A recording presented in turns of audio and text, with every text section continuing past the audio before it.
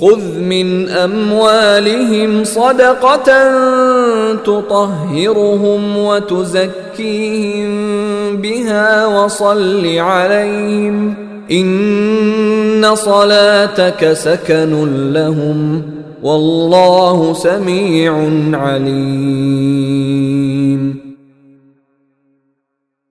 اے پیغمبر، ان لوگوں کے اموال میں سے صدقہ وصول کر لو جس کے ذریعے تم انہیں پاک کر دو گے اور ان کے لیے باعث برکت بنو گے، اور ان کے لیے دعا کرو، یقیناً تمہاری دعا ان کے لیے سراپا تسکین ہے، اور اللہ ہر بات سنتا اور سب کچھ جانتا ہے۔ أَلَمْ يَعْلَمُوا أَنَّ اللَّهَ هُوَ يَقْبَلُ التَّوْبَةَ عَنْ عِبَادِهِ وَيَأْخُذُ الصَّدَقَاتِ وَأَنَّ اللَّهَ هُوَ التَّوَّابُ الرَّحِيمُ۔